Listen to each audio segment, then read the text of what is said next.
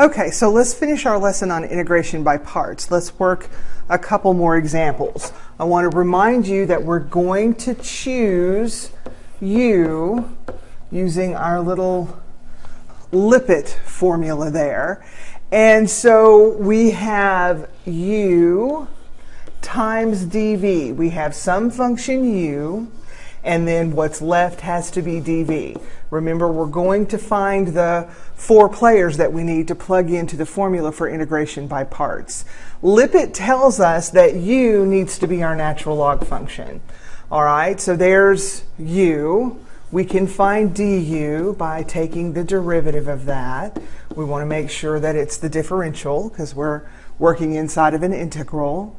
Everything that's left, and you say, well, there's nothing left but dx. Well, remember, this is the natural log of x times 1 times dx. So there is something left. That is a function, and that's just simply dx. And so v is the antiderivative of that. So what did I take the derivative of to get 1 with respect to x? Well, that was x. So sometimes students get confused over the simple stuff. So I just wanted you to make sure that you see that. So now we're going to plug this into our formula that says the integral of u dv is u times v minus the integral of v du. So we're just going to plug, we have all those players now. So the integral of the natural log of x dx has to equal, I'm going to write v times u. We usually write our polynomial functions first. Multiplication is commutative, so we can do it in either direction. So there's u times v minus the integral of v, which we said was x, times du, which is 1 over x dx. And so that cleans up to x times the natural log of x minus this x and that 1 over x cancel. So that's just minus the integral of dx. So the antiderivative here is x times the natural log of x minus x plus c. And if we were to differentiate that, we would get a natural log of x for the answer. We're guaranteed of that. So there's an example of integration by parts as well. We're going to work a couple more examples, and we're going to look at something called Escalante shortcut. Now, we're going to do this without the shortcut first, and then we'll go back and do Escalante shortcut. Remember LIPET. We need to determine what type of functions we have. We have a polynomial function. We have an exponential function. So LIPET tells us that x squared needs to be our u, and that whatever's left by default has to be dv. We can find du by taking the derivative of our choice for u. We can find v by taking the antiderivative of what dv had to be.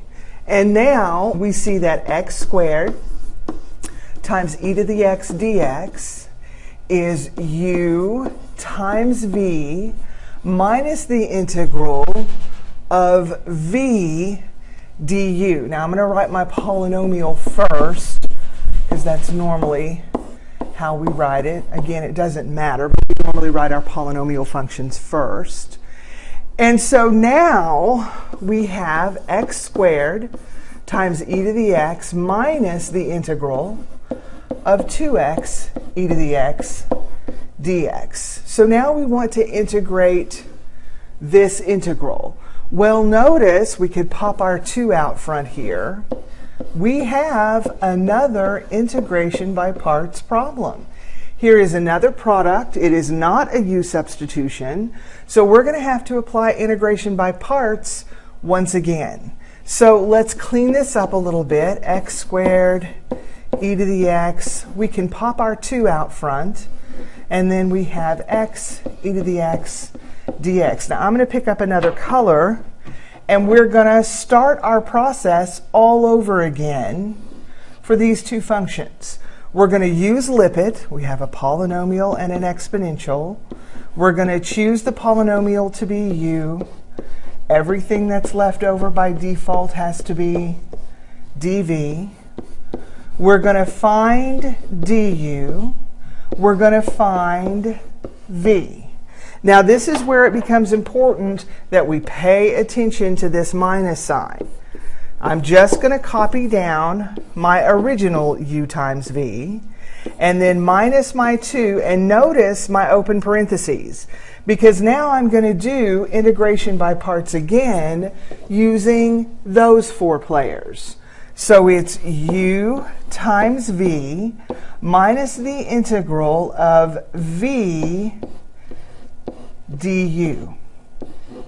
So there we are. And this is an integral that we know how to integrate very easily. So that's x squared times e to the x minus 2. I have no idea why the buzzers were going off. All right, times e to the x minus, and the antiderivative of e to the x is e to the x. And I'm going to put my plus c out there. All right, so let's clean this up. X squared e to the x. I'm going to distribute my negative 2. So there's negative 2x times e to the x. Negative 2 times negative 1 is plus 2 e to the x plus c. And there is the antiderivative function for the integral that we started with. Let's go back up here. And that was x squared times e to the x dx. All right, so make sure you have that in your notes, because I'm going to get rid of this and we're going to do this complete problem again using Escalante's shortcut. And you can see there was a lot of, we had 2 steps of integration by parts. There was 1 step, and then, up there was another step of integration by parts. So let's get rid of all this and let's use Escalante's shortcut. I'm not going to spend a whole lot of time talking about Escalante. He died recently. He was a teacher out in Los Angeles. They made a movie about him, Stand and Deliver. It was a really great movie, and he was an AP teacher for inner city kids out there, and he made a really big difference in a lot of lives. And he's the one that came up with this shortcut, and so it's named after him. So if we have one of our functions, if one of our functions differentiates to 0, there is an if before we can use the Escalante shortcut. So there's an if and then. So if one of our functions differentiates to 0, and the types of functions that differentiate to 0s are polynomials. Okay, so if you have a polynomial that differentiates to 0, then you can use Escalante's shortcut. And we love Escalante's shortcut. There's just some things we've got to remember about it. And if we don't use it often, we tend to forget those things. One of our functions does indeed differentiate to 0. So we draw one of our little kind of T rows and columns things that we used to draw whenever we were picking x's and putting them in and finding corresponding y's and graphing things. So we have this little row and column thing, and the left one we're going to label u du. The right one we're going to label, it's going to be kind of funny, but we're going to label it dvv.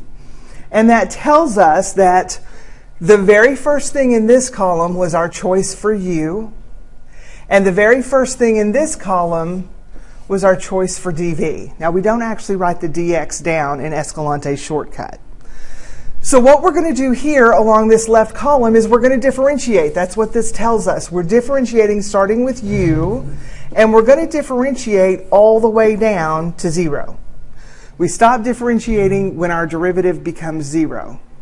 And what this says is we start with dv and we're finding corresponding v's. So at every step of the way, how many ever derivatives that you have over here, that's how many integrals you're going to come up with. So we integrate e to the x, we get e to the x. We integrate e to the x again, we get e to the x. We integrate e to the x again, we get e to the x. So that part of Escalante's shortcut, fairly straightforward, fairly easy. Here's the part of Escalante's shortcut that we tend to forget if we're not careful. You have to go on the left side of your derivatives, and you have to alternate plus and minus signs, starting with a plus sign.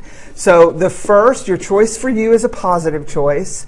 Then it's negative, then positive, then negative. So you need to alternate plus and minus signs down the left column.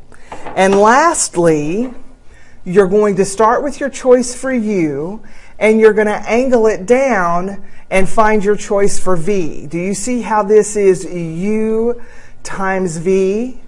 And then we're going to come back up here, and we're just going to keep drawing angled or slanted arrows like that.